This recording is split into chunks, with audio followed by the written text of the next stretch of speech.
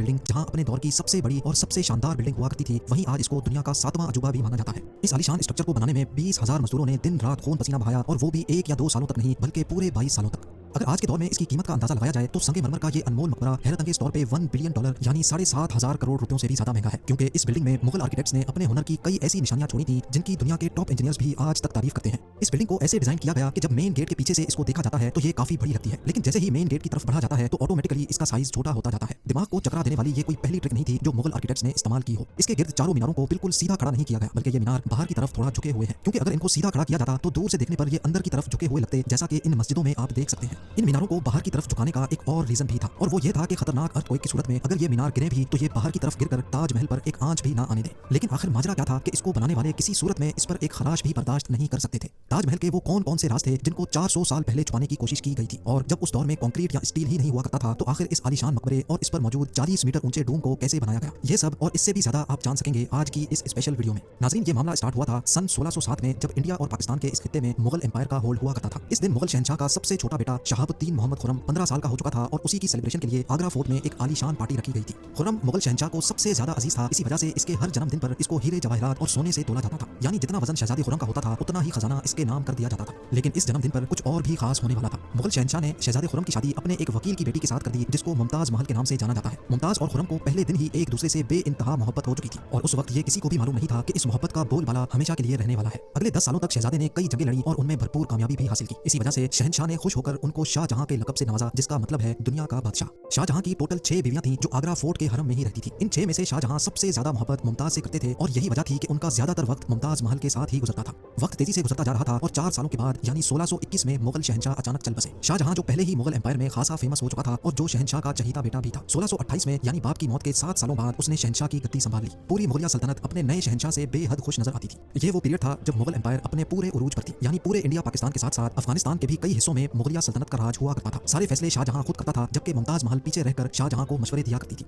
लेकिन किसी को भी इस बात का इल्म नहीं था कि ये खुशियां अनकरीब मातम में बदलने वाली हैं। गद्दी संभाले अभी एक ही साल गुजरा था कि एक बार फिर से मुगल एम्पायर को दुश्मनों का सामना करना पड़ा। अगले 2 साल जंग चलती रही और शाहजहां को इस जंग में भी भरपूर कामयाबी नसीब हुई। लेकिन शाहजहां अभी इस कामयाबी का जश्न मनाते कि उनको एक अफसोसनाक खबर से आगाह किया गया। मुमताज महल जो कि शाहजहां के 14वें बच्चे को जन्म दे रही थी, उसकी हालत बिगड़ गई और 17 जून सन 1631 को वो ना चाहते हुए भी इस दुनिया से चल बसी। पूरी मुगलिया सल्तनत का जश्न देखते ही देखते मातम में बदल गया। ये खबर जो शाहजहां पर आग बनकर गिरी थी, उसने तो जैसे इनकी दुनिया ही खत्म कर डाली। शाहजहां की सबसे पहली मोहब्बत और उनकी सबसे अजीज बीवी मुमताज महल इस दुनिया से रुखसत हो चुकी थी। कहा जाता है कि इस गम की परछाई ने शाहजहां को काले अंधेरों में धकेल दिया था। अगले 8 दिनों तक उन्होंने कुछ नहीं खाया और अगले 2 सालों तक ना कोई मौसीकी सुनी और ना ही परफ्यूम लगाया।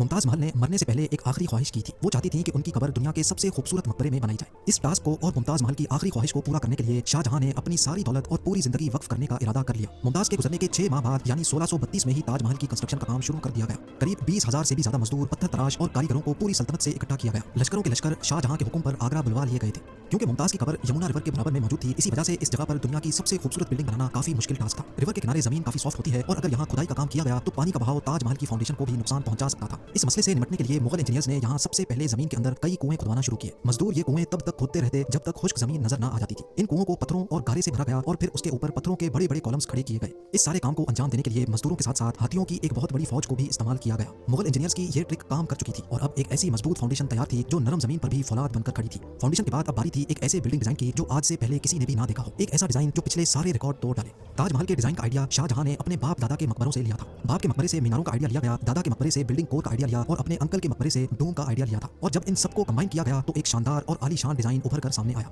बिल्डिंग के स्ट्रक्चर को बनाने के लिए लाखों नहीं करोड़ों ईंटें मौके पर ही बेक की गई। ये सब इतना आसान नहीं था और इसमें लातादाद पैसे भी बहाए जा रहे थे। हर गुजरते दिन शाही खजाना तेजी से खाली होता जा रहा था, लेकिन शाहजहां को किसी चीज की परवाह नहीं थी। बस उनको ये काम हर कीमत पर कंप्लीट करना था। कहा जाता है कि ताजमहल की कंस्ट्रक्शन में इतने ज्यादा लोग लगाए गए थे कि इनकी वजह से आसपास के इलाकों में खाना पीना खत्म हो गया था। 20,000 मजदूरों और कारीगरों की डिमांड पूरी करने के लिए शाहजहां ने आसपास के तमाम इलाकों से अनाज आगरा मंगा लिया था। कई सालों की मेहनत के बाद बिल्डिंग का स्ट्रक्चर कंप्लीट हो चुका था और अब बारी थी इसको संगमरमर से सजाने की। ये संगमरमर आगरा से 400 किलोमीटर दूर राजस्थान से मंगाया जाना था, क्योंकि यहाँ का मकराना मार्बल आज तक दुनिया का फाइनेस्ट मार्बल माना जाता है। शाहजहां ने ताजमहल के लिए पूरा मकराना मार्बल रिजर्व कर लिया था, यानी जब तक ताजमहल की डिमांड पूरी नहीं हो पाएगी तब तक किसी को भी ये मार्बल खरीदने की इजाजत नहीं थी। 1,000 हाथियों की मदद से हजारों टन वजनी मार्बल राजस्थान से आगरा मंगाया गया।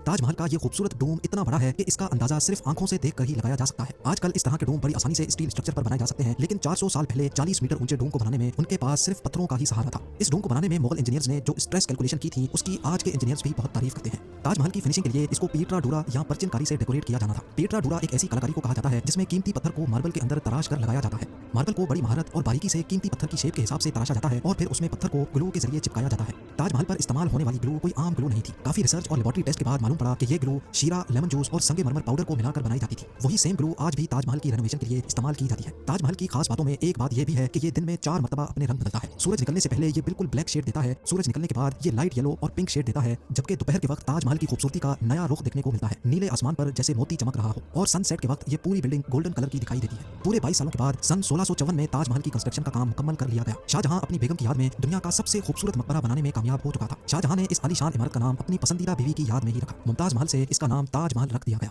हर साल शाहजहां मुमताज की बरसी पर यमुना रिवर के जरिए ताजमहल पर जाया करते थे। ये ताजमहल की ऐसी एंट्रेंस थी जिसको सिर्फ शाही खानदान के लिए ही बनाया गया था। इस एंट्रेंस की दीवारों पर दिलकश नक्काशी का काम किया गया था जो शायद सिर्फ शाही आंखों के देखने के लिए ही किया गया था। शाहजहां का ये महंगा तरीन प्रोजेक्ट कंप्लीट तो हो चुका था, लेकिन इसने मुगलिया सल्तनत को तबाही के किनारे पर ला खड़ा किया। 4 सालों के बाद यानी 1658 में शाहजहां और मुमताज के अपने ही बेटे ने शाही तख्त उलट दिया और खुद मुगल एम्पायर का शहंशाह बन गया। शाहजहां जो पिछले 30 सालों से इस तख्त पर राज कर रहे थे उसको कैदी बनाकर आगरा फोर्ट में ही बंद कर दिया गया। सिर्फ एक फैसिलिटी ऐसी थी जो शाहजहां को दी गई और वो ये थी कि जिस कमरे में उसको बंद किया गया था उसकी खिड़की से वो ताजमहल को देख सकते थे।